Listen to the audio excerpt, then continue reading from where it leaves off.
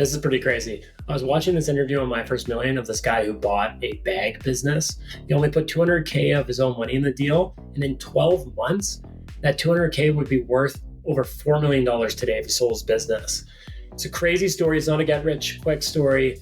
Watch this clip of the interview to understand the deal. And then I'm going to break it down and show you how you can do this if you are interested in buying businesses and why it's such a good opportunity right now. Anywhere from $8 to $11 million a year in revenue. And it was doing on average about $800,000 in profit. How much did you buy that business for? I bought the business for $3.4 million. And so you said you bought this business, this is about 18 months ago.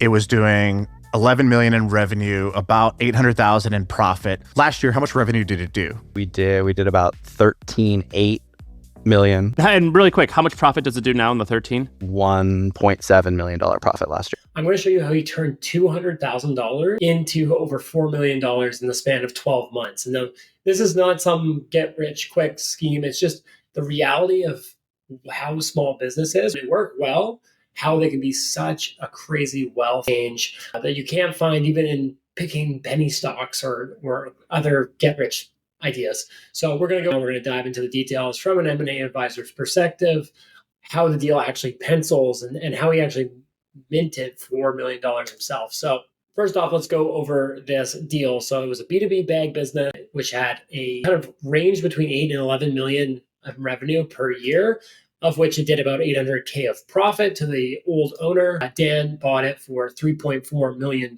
which works out to a 4.25 multiple of EBITDA. So the profit, what he paid. So how he structured the deal, he put 200K of his own cash down as a down payment. If you do the kind of quick math, he put in less than 10%, quite a bit less. He was able to get a bank loan from the SBA for 1.8 million of the purchase price.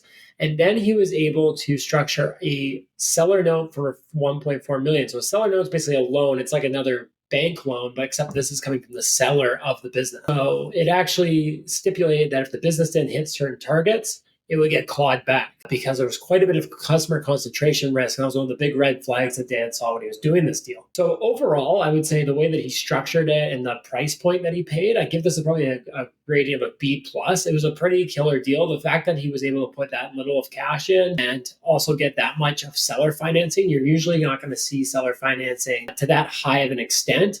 However, I think that the seller recognized that there were some challenges with the business. So this isn't like a slam dunk, wasn't able to get like those mythical 100% seller financing type deals, but it was pretty good. He didn't have to put a lot of cash down. Obviously a lot of risk. That SBA loan was tied to him and his wife's house. So there is a threat there. Now let's talk about how he performed after he purchased the business. Now this is where things really start to get interesting. In 12 months, he was able to increase the EBITDA, double it to 1.7 million. If we use the same valuation multiple, so this is being very conservative, he could, in theory, actually sell for quite a bit more, in my opinion, but 4.25x of EBITDA, his new valuation would be worth 7.2 million. If we just do a conservative using the same purchase terms that he put in there, that's a $3.8 million lift in 12 months, which is phenomenal.